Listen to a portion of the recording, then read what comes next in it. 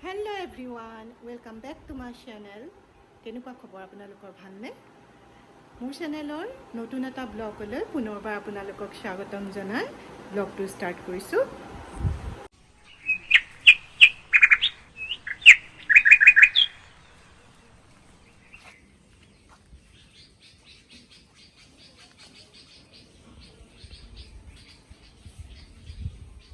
তেতিয়াহ'লে আহক আজিৰ দিনটোত কি কৰিলোঁ আপোনালোকক দেখুৱাওঁ।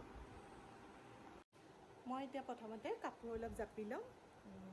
এসোপা কাপোৰ পৰি আছে, এনে পটাপট জাপি লওঁ, কাৰণ সদায় এইখিনি কাপোৰ ওলায়, চবৰ ঘৰে ঘৰে ওলাই চাগৈ।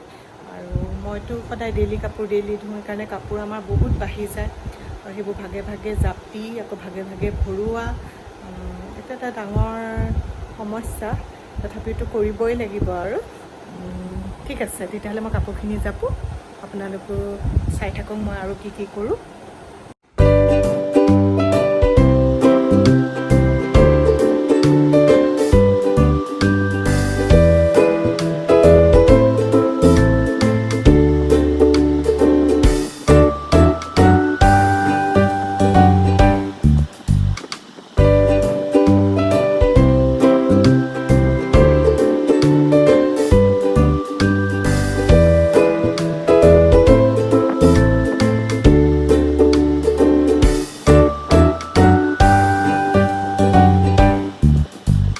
ভিডিঅ'টো শেষলৈকে চাব বুলি আশা কৰিলোঁ।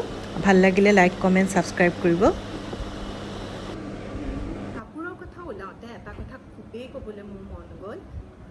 আপোনালোকে কেনেধৰণে চিন্তা কৰে মই নাজানো, কিন্তু মই কেতিয়াবা মোৰ মনলৈ আহে সেইবোৰ ভাৱ, তাকে মই ক'বলৈ ওলাইছোঁ। সাজ পোছাকৰ ওপৰত, নাৰীৰ সাজ পোছাকৰ ওপৰত সাধাৰণতে চৰ্চিত হৈ থকা দেখিবলৈ পোৱা যায়। নাৰীয়ে এইটো পোছাক পিন্ধিব লাগে, নাৰীয়ে সেইটো পোছাক পিন্ধিব লাগে, কিন্তু মই ভাবোঁ এগৰাকী নাৰীয়ে হয়তো শাৰী মেখেলা চাদৰ পিন্ধিও মনটো খুব বেয়া হ'ব পাৰে, বা চুইদাৰ জিন্স আদি পিন্ধিও এগৰাকী নাৰীৰ মনটো খুব ভাল হ'ব পাৰে। ভাল বেয়াটো পোছাকৰ ওপৰত নিৰ্ভৰ নকৰে। আৰু এতিয়া যুগৰ লগত মানুহৰ মনবিলাকো সলনি হ'বলৈ হ'ল। এতিয়া ছোৱালীসমূহৰ মাজত যিবোৰ সাজ পোছাক চলি থাকে, তেওঁলোকে সেইটোৱে পিন্ধিব। আবোৰতা লাগে, মানুহক আবোৰতা থাকিব লাগে। আৰু নাৰীসকলে জানেও কেনেকুৱা অনুষ্ঠানত কেনেকুৱা সাজ পোছাক পিন্ধিলে তেওঁলোকক ভাল লাগিব, পিন্ধিব লাগে, সেইটো জানেই। মই ভাবোঁ মন্দিৰ বা বিয়া বাৰুত মেখেলা চাদৰযোৰ পিন্ধি গ'লে আমাৰ অসমত নাৰীসকলক শুৱনি দেখি, তেনেকৈ বাহিৰৰ দেশসমূহত, বাহিৰৰ ঠাইসমূহত শাৰী পিন্ধিলে ভাল লাগে বিয়া বাৰুবিলাকত। কিন্তু বজাৰ সমাৰ, ট্ৰেইন বা বাছ বা প্লেইনত এইবিলাকত চুইদাৰ বা জিন্স ফ্ৰক আদি পিন্ধি গ'লে মানুহে বেছি কমফৰ্ট পায়, আৰু তেনেধৰণেই সাজ পোছাক কৰিব লাগে মোৰ মতে। এইবিলাক লৈ পেলাই বেছি চৰ্চিত হৈ থকাটো মই ভাল নাপাওঁ। আপোনালোকে কি ভাবে বাৰু?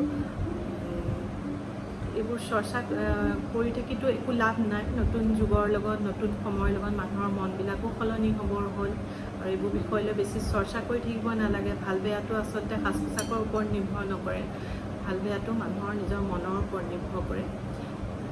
গতিকে যুগৰ লগত মানুহবিলাক সকলো সলনি হ'বলৈ হ'ল, মই তেনেধৰণে ভাবোঁ। আপোনালোকে কেনেকৈ ভাবে মোক কমেণ্টত জনাবচোন।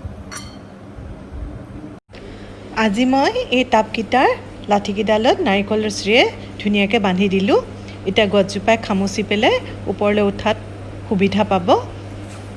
শিপাবিলাকে ধুনীয়াকৈ ধৰি ল'ব তাত নাৰিকল ৰছীত। দেখিবলৈও খুব ধুনীয়া হয়। আপোনালোকে কেনেকুৱা দেখিছে? মই বাৰু ভালেই দেখিছোঁ। এনেকৈ আপোনালোকেও বান্ধিব পাৰে, বন্ধা নাই যদি। এয়া মাটিদালি খিচিৰি বনাইছোঁ, আৰু এয়া ৰঙালাও অম্বল বনাইছোঁ। ইয়াত অকণমান তেতেলী পানী আৰু গুড় দিছোঁ অম্বলত, আৰু মাটিদালি খিচিৰিত মাটিদালি চাউল আৰু বিলাহী এনেকৈ দি বনাইছোঁ। আপোনালোকে এনেকৈ বনোৱা নাই যদি বনাই খাবচোন, খুব ভাল লাগে মাটিদালি খিচিৰি।